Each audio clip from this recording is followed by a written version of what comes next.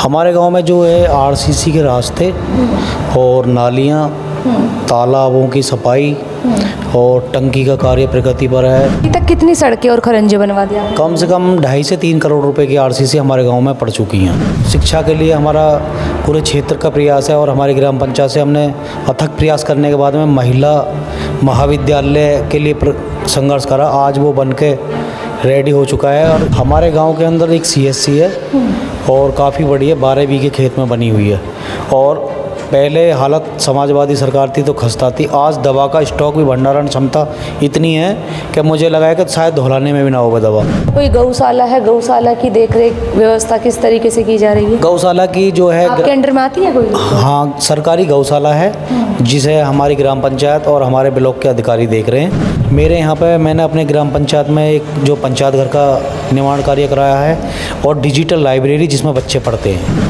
आज कम से कम 1000 आदमी उस शमशान में बैठ के क्रियाक्रम करा सकते हैं, बैठने की सुचारू व्यवस्था है। और आसपास मैं तो कहूँगा हमारे जैसे शमशान आसपास के किसी गांव में नहीं है। नमस्कार, स्वागत है आप सभी का मेरे साथ न्यूज़ इंडिया फर्स्ट पर। मैं सोनम चड्ढा आप सभी का स्वागत करती हूं और इस वक्त मैं मौजूद हूं ग्राम समाना में, जहां पर देखेंगे प्रधानी पद पर कुर्सी आसीन, कार्यकाल में कितना हुआ विकास और क्या कुछ है बाकी। सर, सबसे पहले स्वागत करती हूँ मैं आपका अपने चैनल पर। धन्यवाद जी आपका।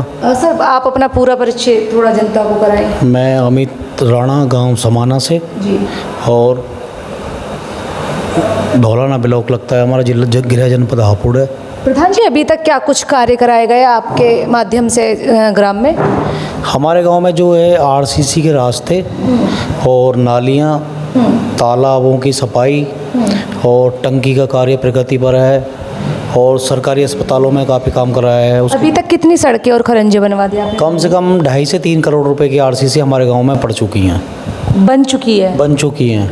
और अभी कम से कम मेरे हिसाब से 1 करोड़ के काम जो है प्रस्ताव में है, जो रनिंग में है। अब जल्दी अगले महीने से काम चालू हो जाएंगे। वो अभी पेंडिंग में है, चल रहे हैं? नहीं, वो प्रस्ताव जा चुके हैं और आने वाले अगले महीने में जो है काम चालू हो जाएंगे उन पर भी। अच्छा, आम जनता की जन सुनवाई के लिए आपका कोई पर्टिकुलर टाइम है जिससे कि जो ग्रामवासी है, कोई ऐसा टाइम सुनिश्चित कर रखा है कि वो लोग आएँ, अपनी समस्या आपके सामने रखें, उसका निपटारा? सुबह 7 बजे से 12 बजे तक मैं यहीं रहता हूँ जी, अपने इस पे ऑफिस पे ही।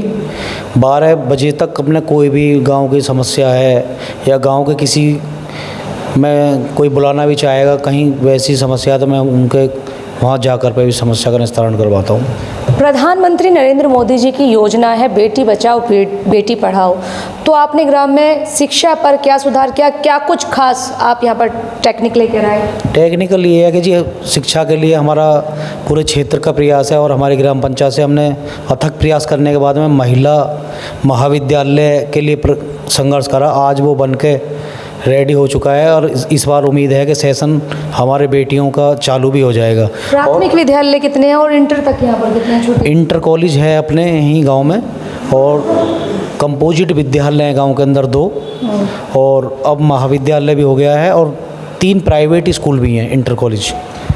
स्वास्थ्य की बात करते हैं, जहां पर प्रधानमंत्री नरेंद्र मोदी जी की योजनाएं भी हैं। आरोग्य धाम जगह जगह ग्रामों में चलाए जा रहे हैं, जहां पर डॉक्टर्स का भी एक सुनिश्चित टाइम है कि इस टाइम से इस टाइम तक यहां पर डॉक्टर अवेलेबल रहते हैं। तो आपने शिक्षा स्वास्थ्य पर किस तरीके से अपने ग्राम में ध्यान दिया और क्या कुछ फैसिलिटी मुहैया कराई है यहाँ पर? शिक्षा पर एक है जी, जो पहले व्यवस्था थी, लोग ड्यूटी उनको महत्व नहीं पता था, कभी भी आ रहे हैं कभी भी जा रहे हैं।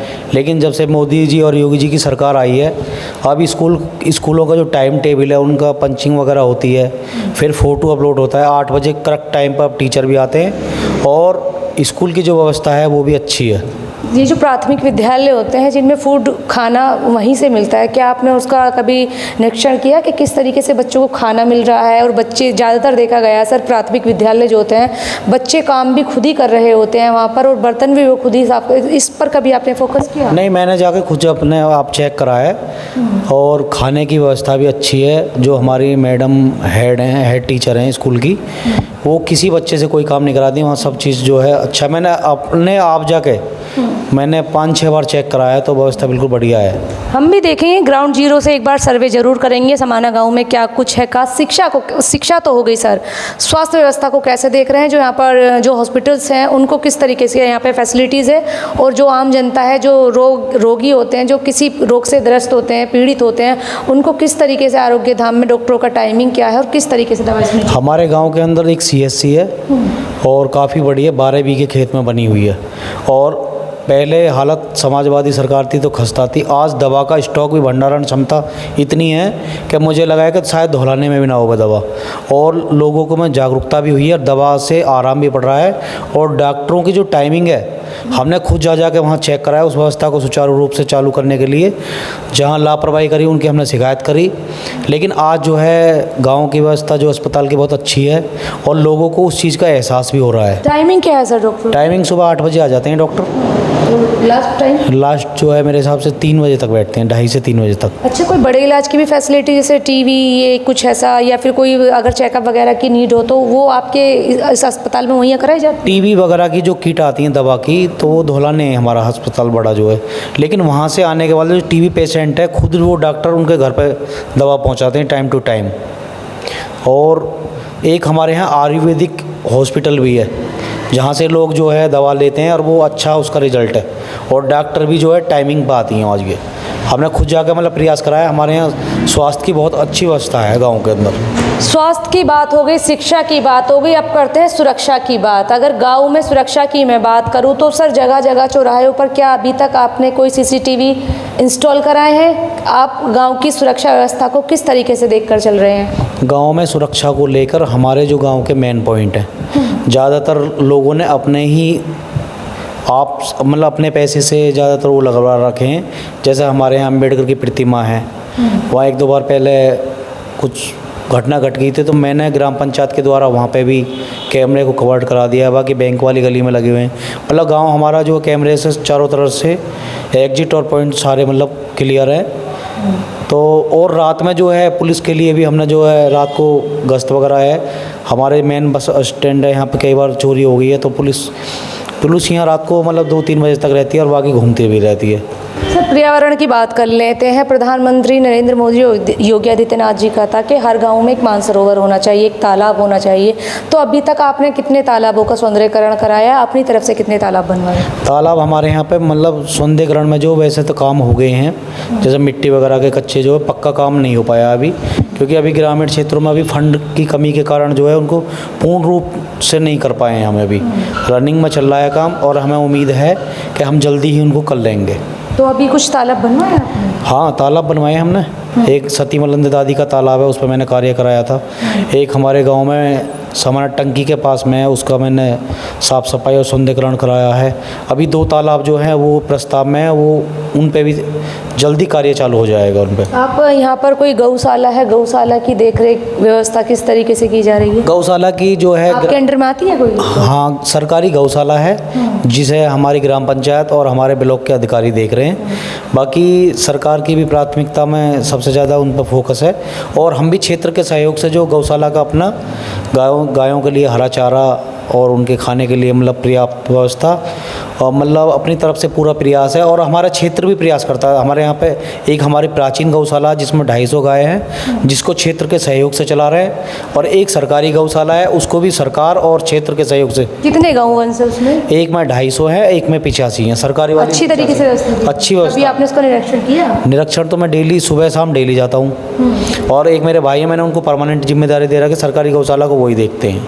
जो ग्राम पंचायत घर होते हैं उस पर आपने कुछ साज सज्जा या जैसे पढ़ने के लिए जो स्टूडेंट्स होते हैं उनके लिए कुछ लाइब्रेरी टाइप का कुछ व्यवस्था कर रखी है? मेरे यहाँ पे मैंने अपने ग्राम पंचायत में एक जो पंचायत घर का निर्माण कार्य कराया है और डिजिटल लाइब्रेरी जिसमें बच्चे पढ़ते हैं।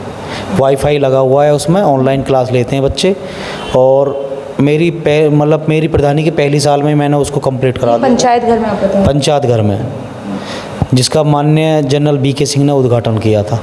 चलिए, ये शिक्षा व्यवस्था सबकी बात हो गई। खेल के मैदान की बात, ज़्यादातर बच्चों को नीड होती है खेल का मैदान। कुछ स्टेडियम वगैरह भी आपके द्वारा कुछ निर्माण? मेरी ग्राम पंचायत में स्टेडियम नहीं था और मेरे युवा साथियों का मेरे से एक उम्मीद थी और मेरे गांव के पूरे क्षेत्र की कि आप अगर प्रधान बनते हो तो मैं इनकी आपकी जो इच्छा है और आपकी भावना पे मैं खरा उतरूँगा।